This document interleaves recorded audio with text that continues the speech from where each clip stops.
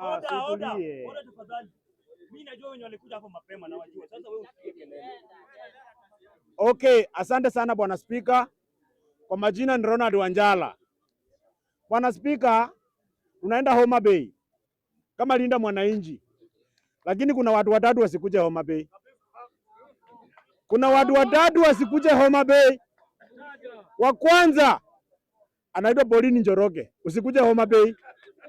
Wa pili Abiswena, usikuje Homa Bay. Wa tatu Chenzimbadu, usikuje Homa Bay. Kwa sababu gani nakwambia hivyo?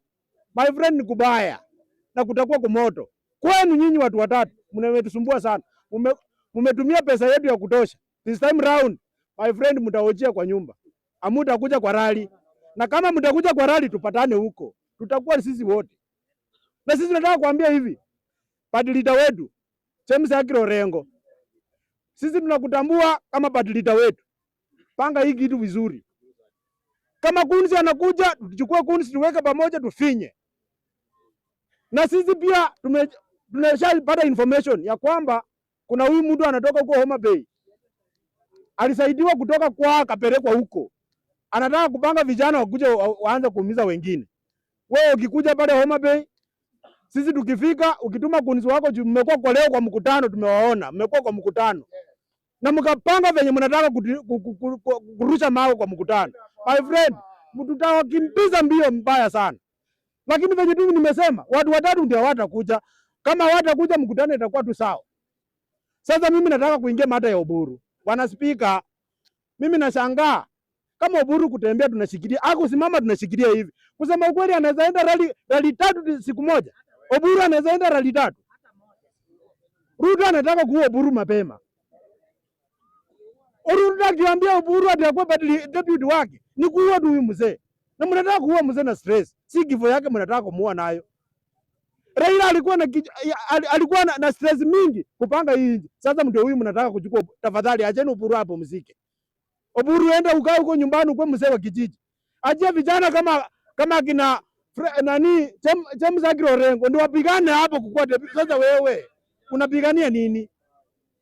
Vijana watoko hapa kina James Orengo wako hapo, Babu Owino wako hapo. Wewe enda utulie.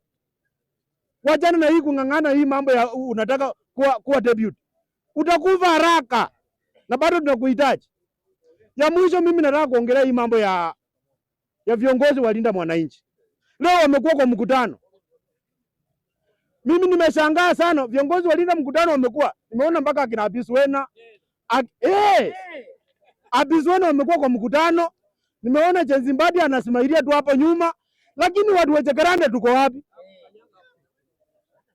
Kwa nini hajakuwa invited kwa hiyo mkutano? Kwani hao watu ndio wamebeba nini ya maana kuliko sisi?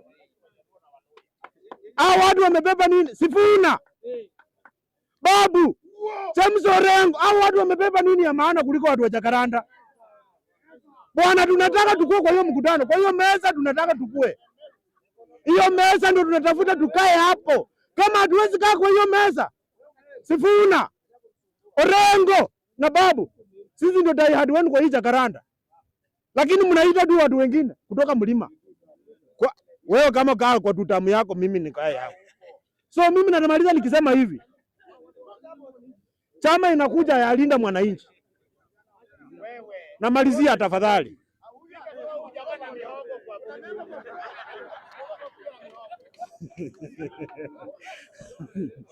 Namalizia Bwana Spika.